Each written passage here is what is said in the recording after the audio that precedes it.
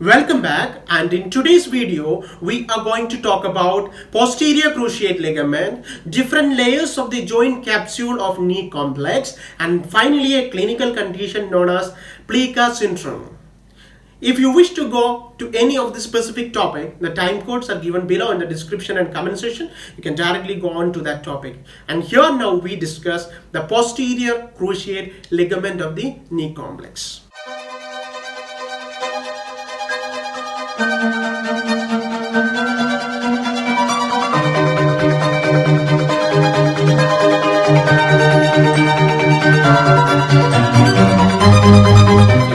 About the posterior cruciate ligament, already in the previous video we discussed about the anterior cruciate ligament. If you haven't checked that video, I suggest you check that video and come back to here. The link is given above. The posterior cruciate ligament and anterior cruciate ligaments are two cruciate ligaments seen in the knee complex, and of course, as I told you earlier, they are crisscrossing each other, and that is why we call them posterior cruciate ligaments. And the posterior cruciate ligament, the name itself suggests it is situated posteriorly. The anterior cruciate ligament is situated anteriorly. Let us see the origin of posterior cruciate ligament, a bit of anatomy of posterior cruciate ligament. And in the posterior cruciate ligament itself, we will discuss the anatomy. We will go to see the bundles of the posterior cruciate ligament. We will see the function of the posterior cruciate ligament, and finally the role of muscles in the posterior cruciate ligament. We have arranged the time codes for the same too. Right, about the anatomy, it arises from the medial femoral condyle. It arises from the medial femoral condyle. Okay, the other one was arising from the lateral femoral condyle. Correlate and study it so that you can memorize this. It arises from the medial tibial femoral condyle, and it is attached to the tibial plateau. Okay. That's a brief one, and we need to go in detail. Where exactly from the medial femoral condyle? It arises from the anterolateral aspect. Of medial femoral condyle, whereas our ACL was arising from the posteromedial aspect of lateral femoral condyle. So this is arising from the anterolateral aspect of medial femoral condyle. And where in the tibial plateau is it inserted? It is inserted between, you know that in tibial plateau you have two horns of the menisci. The menisci has two horns, anterior horn and posterior horn. So this is attached between the posterior horn of menisci. Posterior horn of both medial and lateral menisci. The posterior horn of both medial and lateral menisci is the insertion site of this, or it is in 1 centimeter distal to joint line in the posterior aspect of tibia, in posterior tibial plateau. Okay, so the origin of the posterior cruciate ligament, it arises from the anterolateral aspect of medial femoral condyle. Very good. And it is inserted into the posterior horn of the menisci, or between both the menisci, posterior horn between both the menisci, or we can say alternatively 1 centimeter distal to the joint line of knee complex, or 1 centimeter distal to the knee joint line in the tibial plateau, in the posterior tibial plateau. Right? That is your posterior cruciate ligament. And now let us move on to the details of a posterior cruciate ligament.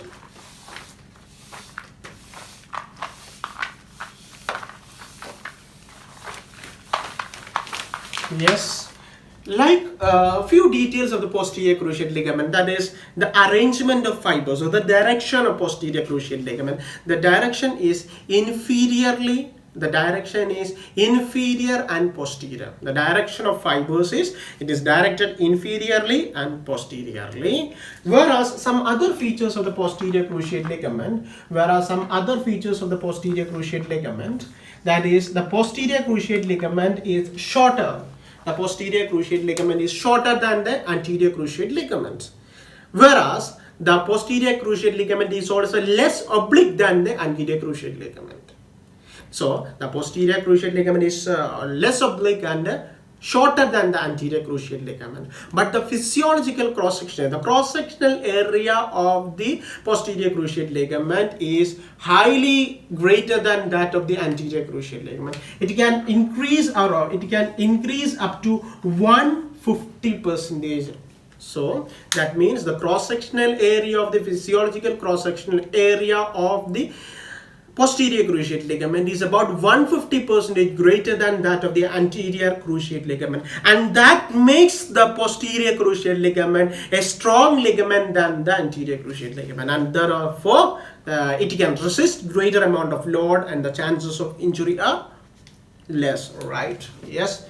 Here if you depict, we can clearly demonstrate the posterior cruciate ligament like this. This would be the posterior cruciate ligament, and this would be your direction of your anterior cruciate ligament, and both of them act like an X shape and provides one provides anterior translation prevention and one provides the posterior translation prevention. Okay, that is your anterior and posterior cruciate ligament, the general introduction about the anatomy, the specific feature where the cross-sectional area of the posterior cruciate ligament is higher than that of the anterior cruciate ligament, making it a stronger ligament and less chance of injury. This is one of the strongest ligament in the knee complex. Now, the posterior cruciate ligament is also made up of two bundles like the anterior cruciate ligament.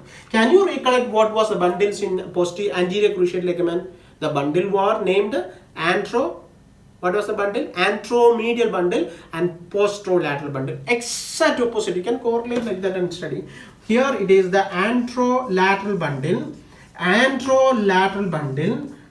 posteromedial bundle.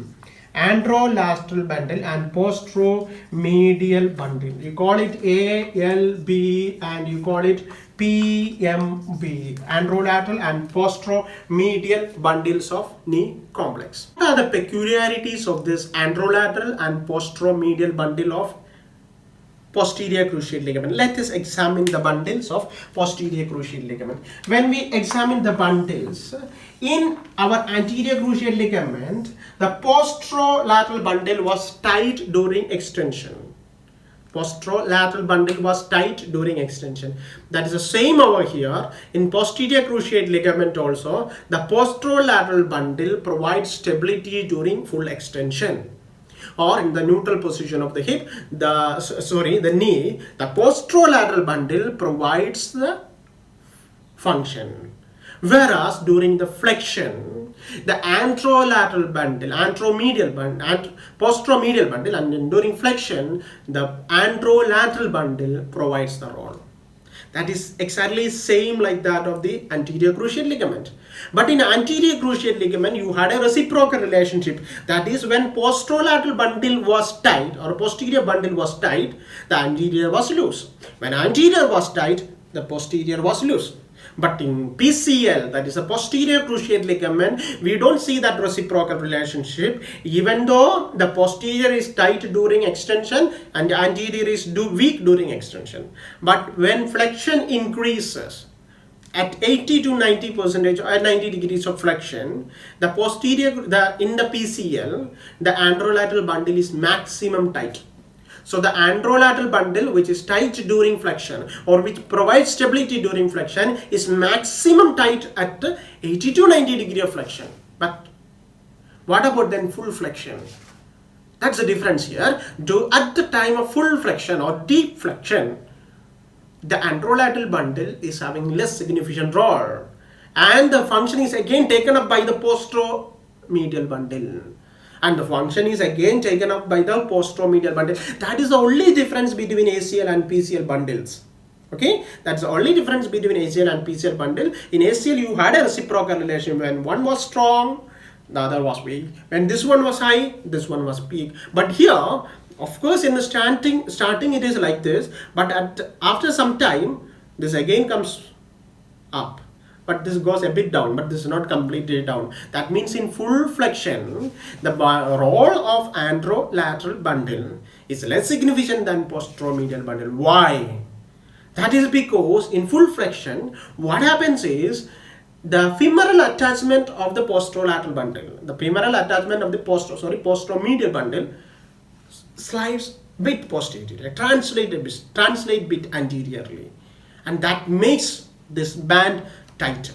Not the tibial attachment, but the femoral attachment. Only if you need to remember this, you just remember it, otherwise forget it. Just remember that during full flexion, it is the posterolateral bundle, posteromedial bundle again getting tight. That is because the tendon or the attachment site of the posteromedial bundle slides a bit anterior, and it makes this one tight during full flexion. Okay, that is the attachment site of posteromedial bundle in the femoral epicondyle or femoral condyle, not on the tibia. Tibia, there is no change in the attachment site. Here it slides a bit anterior, and that makes the band tight. For example, you see during this is the normal position. Here this if this gap shows the PMB, that is a posteromedial bundle, this is tight now. When during flexion this becomes weak, right? There is a slackness, but at the terminal stage of flexion, slightly this upper, that is a femoral articular surface of the bundle, slightly moves anteriorly. See what happens when this moves anteriorly, again this band gets tight. Again that band gets tight, and that is what happens in this mechanism. Now let us examine about the function of PCL. Yes, I hope that is clear with the bundles. The bundles in the PCL are anteromedial and anterolateral and posteromedial bundle, exactly opposite name in the ACL, and the function served by them and the uniqueness of function, that is, there is no reciprocal relationship, but at the terminal of flexion and at the full extension, your posteromedial bundles are stronger than the anterolateral bundle. And here we move on to the function. The functions, you know the functions, you can clearly tell that is the primary restraint to posterior translation. You know that posterior translation. If ACL was providing anterior translation restriction, definitely this is going to provide posterior translation restriction or posterior shear of tibia. Shear force is actually like a translatory force. That is why we call it as posterior shear of the tibia. So that is about the posterior translation limitation. It is primarily restricts the posterior. So let us imagine this is our femur. This is our femur, and let this be the medial side. This is the tibia, and from the medial epicondyle, let it be the medial epicondyle, a bundle comes like this to the posterior and inferior direction, and it is attached to the tibia like this. Okay, and what happens, this bundle, if this bundle is not here, this can move like this. It can move posteriorly, right? It can translate posteriorly during flexion, because you should imagine that during flexion a great amount of muscular force is being generated by the hamstring and other muscles, and it can pull your tibia backwards, and this, to prevent that tibial movement backwards, this thing is tight here, so it cannot move, it cannot translate posteriorly, or the movement, the translatory movement to the posterior direction is restricted due to this presence of this ligament. So that is your posterior cruciate ligament, which restricts the posterior translation. With the help of bone, let us imagine, always it's not good to show the cenotype model. So let us imagine this one. So here, this is the femur, this is the medial surface, and this is the lateral condyle, and this is the tibial condyle. So this arises from the medial, this arises from the, what does it arise? It arises from the medial femoral condyle, anterolateral part, somewhere around here, anterolateral part of the medial femoral condyle. It arises from there, and it is attached to the horn, the posterior horn, in between the posterior horn, or 1 centimeter above the distal to the joint line. This. So here, in between this, you have this ligament like this. In between this, you have this ligament. And what this ligament does is, this ligament will prevent the tibia from translating posteriorly. So this posterior translation can be done when this PCL is absent, but when PCL is present, this posterior translation is limited or restricted. So that is the primary function, that is restriction to the posterior translation of the tibia. And second function, like ACL, it provides varus and valgus stability. It provides valgus and varus stability. That's same like in ACL. You just have to make 2 tabular columns and divide it and study. That is better, and you can always remember that. That is the varus and valgus check or stability, tibial rotational stability, tibial rotational stability, and finally a greater role in lateral rotation. The other one has had a role in medial rotation too, but here the greater role is in lateral rotation, and that is purely provided by your posteromedial bundle. The posteromedial bundle provides that. So let us summarize the function. That is the chief function, posterior translatory force prevention, primary restraint to posterior translation. The second one was varus and valgus force restriction, or varus and valgus stability. The third one was tibial. The third one is tibial rotational stability, and fourth one is lateral rotation stability, or it prevents the lateral rotation, excessive lateral rotation of the tibia. Which one? That the posterior cruciate ligament. So which restricts a greater deal of lateral rotation? That the posterior cruciate ligament has a significant role in restricting lateral rotation. And now it is time to move on to the interesting aspect, that is the muscular activity, the role of muscles in the posterior cruciate ligament. The role of muscles.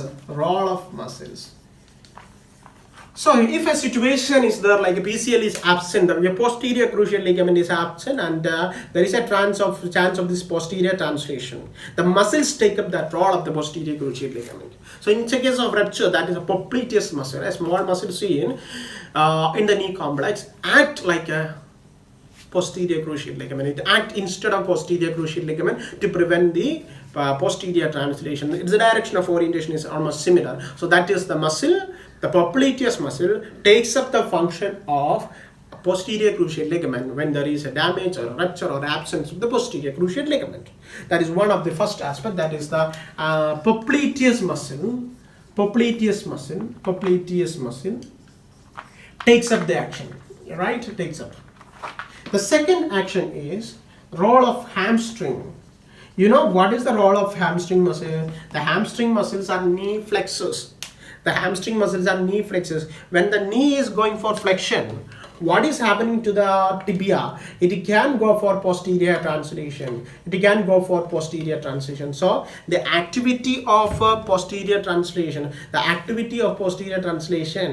increases during flexion. That is, the activity of hamstring muscle is going to strain your posterior cruciate ligament. Whereas in anterior cruciate ligament, you saw that the hamstring is going to relieve your anterior cruciate ligament, but here it is going to trouble your anterior cruciate ligament. All right, and the activity of a quadriceps, what happens? It is extension of the knee. So this will help or reduce the load on posterior cruciate ligament. So if there is an injury in the posterior cruciate ligament, you have to stabilize or strengthen your quads. If you go on strengthening your hamstring, what can happen? Think about that. What can happen? And you answer yourself. Whereas in ACL, if you go on strengthening the quads alone and you forget about the hamstring, what can happen? Think about it and let me know in the comment section if you have some interesting answers or if you have any doubts. So that is a hamstring role, the quadriceps role, and finally the gastrocnemius muscle. You know that the gastrocnemius action is going to increase the load on ACL. The gastrocnemius action initially is going to decrease the load on ACL, but at 40 degree of flexion and above, this gastrocnemius again strain the PCL too. So gastrocnemius is a troublemaker. Gastrocnemius is a troublemaker. It is going to increase your strain on the PCL at greater than 40 degree of flexion. So three muscle action, that is the popliteus muscle taking up the role of the PCL, the hamstring muscle increasing the load, the quadriceps decreasing the load, and finally your hamstring, which muscle? The quadriceps decreasing the load and gastrocnemius increasing the load. Initially it is decreasing, but after 40 degree it increases the strain. So you have to remember this when you go for your rehabilitative strategy. Don't go for a closed-eye strategy. Just think about this and rehabilitate, you might get better results. And of course posterior cruciate ligament injuries are not much common, but it can occur in cases of when there is an accident, like the knee go and hit on the dashboard of the car, okay, or you fall down on the flexed knee. That can go for the increased posterior translation and go for the injury of the posterior cruciate ligament. It is also seen in football, baseball, and other sports activities, skiing, etc. That is also another chances of injury of posterior cruciate ligament. And of course, there is a test You have to grade the ligament here, and you have to go for the strategies of management, whether it is a conservative management involving physiotherapy, or if there is a complete tear, if you want to reconstruct it, reconstruction. We are not going to discuss that. That we'll discuss in the coming videos most probably if we have a clinical discussions. So let us summarize about the PCL. The PCL is the posterior cruciate ligament, is stronger than the anterior cruciate ligament. It is shorter than the anterior cruciate ligament, and it is having an increased cross-sectional area, right? It arises from the where? It arises from the medial femoral condyle and inserted in the tibial plateau in between the horns of the menisci, 1 centimeter distal to the joint line, right? In the medial femoral condyle where it arises the anterolateral band. Anterolateral aspect, and it has two bands, anterolateral band and posteromedial band. Anterolateral band is more of length and the thicker one, okay, and posteromedial bundle. Then we saw about the action of that bundle. Posteromedial bundle is acting during the extension. It's providing the posterior translation stability, but during flexion, anterolateral bundle takes up. But at terminal stage of flexion, again posteromedial bundle takes up the role. Right, and about the other function, varus and valgus refer stability to the knee joint, and medial rotational stability and tibial rotational stability. And finally about the muscles, we saw the popliteus muscle, hamstring muscle, gastrocnemius, and hamstring and gastrocnemius muscle role in the PCL, and of course a soleus role in the PCL. Right, and with that we sum up the PCL, and now we move on to the joint capsule, the different layers of the joint capsule. That covers both the tibiofemoral and patellofemoral joint. And you saw that the joint capsule is divided into a superficial layer and a deep layer. Superficial layer and a deep layer. Superficial layer is the fibrous layer, and deep one is the synovial layer. Deep one is the synovial layer. So you saw that the knee complex has a single joint capsule, and the superficial layer and deep layer of the joint capsule. The joint capsule is having a superficial layer and a deep layer. Superficial layer is fibrous, deep layer is synovial. Now let us discuss about the deep layer of the superficial layer. The superficial layer is the superficial one, right? And it is providing a passive stability. It is providing a passive stability. The deep layer is synovial and it has different function. The superficial layer provides the passive stabilization. And you know that in the knee complex, when you had discussed about that, we have studied about some retinaculum.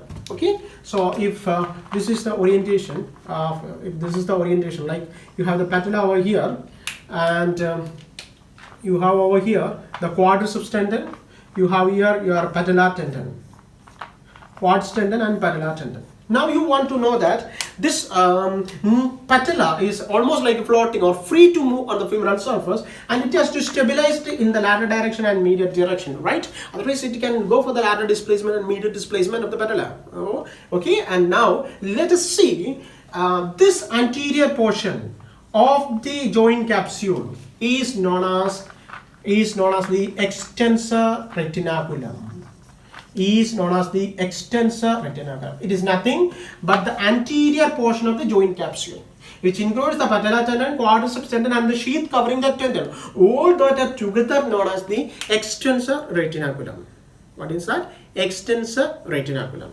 And immediately on the medial side of it, you have what do you call? This one is known as, we studied in the last discussion, this one is known as the medial, that one is known as medial patellar retinaculum. Medial patellar retinaculum. And here you have the lateral patellar retinaculum. Lateral patellar retinaculum.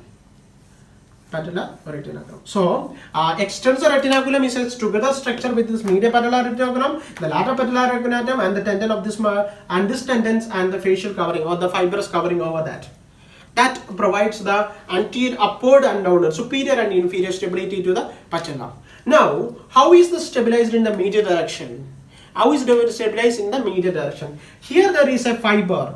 Here there is a fiber, here there is a ligament that stabilizes it in the medial direction. That ligament is known as medial patellotibial ligament. Medial patellofemoral ligament, because it is attached to the femur, right? Here you have the femur. So medial patellofemoral ligament. Here this is the femur, and this is the tibia. Okay, this may be the joint line. Okay, so this one is known as the medial patello-tibial ligament, and that is an important stabilizer of your patella. You will study about this more detailedly when you study about the patellar movement. So medial patellofemoral ligament, MPFL is an important static stabilizer of the patella. Right? It is attached from the patella to the here you have the muscle, which is the medial compartment, the vastus medialis muscle. So this is arising from the adductor tubercle of the femoral condyle and attached to the vastus medialis and then to the patella, medial border of the patella. So you have a ligament known as medial patellofemoral ligament, which provides medial stability. It is a static stabilizer. It arises from the adductor tubercle and it's inserted into the vastus medialis tendon and to the patella. And here in this direction, in the lateral side you have a ligament, and that ligament is known as lateral patellofemoral ligament. It is a bit transverse. It's not a bit horizontal like this one, but a bit oblique shape. But of course, we consider it as a transverse one. And this is attached to the IT band, and this is attached to the IT band. So this attaches the patella to the IT band. You can see that how it is related. So and that it attached to the patella to the IT band, right? And now let us look on to the next ligament complex that is helping the patella. But what are the additional structures you see in this? That is, you have the menisci and you have the tibia. Now you need some ligaments with the menisci. That is the lateral patellomeniscal ligament and medial patellomeniscal ligament. So you have two meniscus, medial and lateral meniscus. So what do you have? Medial and lateral patellomeniscal ligament. This is patellofemoral ligament. So that one is the menisci. Now you have the tibia. Patella is related to the tibia. So you have what? The lateral and medial patellotibial ligaments. So how many ligaments are here? Medial patellofemoral ligament, patellofemoral, lateral patellofemoral ligament, F. Okay, medial patellomeniscal ligament, lateral patellomeniscal ligament. Always patella is common here. It is a menisci. And medial patellotibial ligament and lateral patellotibial ligament. So this much complex is the architecture or orientation of the patella. This will be the direction of lateral patellotibial ligament, and this will be the direction of medial patellotibial ligament. So completely this patella is stabilized with the help of this fibrous capsule. These are the orientation of the fibrous capsule. That is why we mentioned over here. Otherwise we would have discussed it in the patella session. That is, the central portion of the fibrous capsule is known as extensor retinaculum, and it includes the tendon of the quadriceps, the patellar tendon, and the fibrous sheet covering that, and medial and lateral patellar retinaculum on the both sides. If this is the extensor retinaculum, in center you have this tendons, and here you have the medial and lateral patellomeniscal ligaments, right? And then you have in the both sides, in medial side something is stabilizing, that is a medial patellofemoral ligament, patella femoral. Okay, and lateral sides you have something to the IT band, lateral patellofemoral ligament, right? And downwards you have something that is the tibia, medial patellotibial ligament, lateral patellotibial ligament, and in the center you have your menisci and medial and lateral patellomeniscal ligament. And now we move on to the synovial layer of the joint capsule. About the synovial layer, you know, the name suggests it helps in the holding the synovial fluid and secretion of synovial fluid. And what is the most importance of that? The synovial fluid is very important for the nourishment of knee complex, and it helps in the menisci nourishment, articular cartilage, and so on. Though that is important, the synovial membrane of the knee complex. But it is a bit confusing, like the synovial membrane posteriorly, textbook literature says that synovial membrane is posteriorly invaginating between the medial condyle, the lateral condyle, and intercondylar area. So the synovial membrane, how is it related? It is a bit complex one. It is related to the medial femoral condyle, lateral femoral condyle, and intercondylar area, intercondylar nodes posteriorly. Whereas posteromedially, it is related to the semitendinosus, the gracilis muscle, and the medial femoral condyle. This one is related. Whereas posterolaterally, you have the lateralis in popliteus muscle and the lateral femoral condyle. Need not worry about that one. But what comes here important is the Plica syndrome. You know that during the birth, our knee joint is made into separate compartment, medial compartment, lateral compartment by the synovial membrane. But during the 12th week of gestation, this becomes a one single compartment. But in some individuals, there may be some remnant of this earlier seen separate compartment, earlier seen separation. There may be some remnants left over of the synovial membrane. And that remnants can be left over and it can be present throughout the lifetime. So maybe you or me may be having this remnant in our knee complex, but it may not precipitate any problems. But when there is a vigorous activity or an excessive walking or a trauma to the knee joint or excessive kneeling for a long time, etc., can precipitate a pain or irritate the structure. So these structures are mainly seen in superior infrapatellar area, so just below the patella, suprapatellar area, medial to the patella and lateral to the patella. So these are known as the plica. So this invagination or remnants of the synovial membrane which are seen after birth in an individual is known as the patellar plica. They are the remnants of a synovial membrane. Once again, the synovial membrane fuses as one after the 12th week of gestation, but sometimes they fail to fuse and some remnants may be left over, and that remnants are known as the patellar plica. And that's may be seen mostly in infrapatellar area, suprapatellar area, and medial and lateral patellar plica. And the most common is medial patellar plica and just below that infrapatellar plica, but least common is lateral patellar plica. So the most common is medial patellar plica. So if a patient is having medial patellar plica, he will have pain in the medial side of the knee. So you go for a physical examination, you rule out meniscal tear, you rule out medial collateral ligament tear, and they specifically tell a pain in the medial part of the knee complex, an isolated pain, and that may be a reason of a patellar plica. You have to go for the diagnosis of that. So the patellar plica are mostly not troublesome, not problematic, but only in the cases of an excessive activity or a trauma or a blow in the side of the knee can precipitate the problem. And mostly it is being recovered just with a rest. And of course some physiotherapy modalities like for reducing the inflammation. Of course there can be inflammation, there can be pain relieving modality. You know that the synovium is completely lined by various nociceptors and so on. Pain relieving and inflammatory modalities can be given, and most importantly rest from intensive activity can relieve your plica syndrome. And it's mostly not problematic. And sometimes in very rare cases the persistent pain and irritation may be there, and of course arthroscopic repair or removal of this plica may be done, but that's very rare. Mostly it can get rid of by the physical therapy and rest.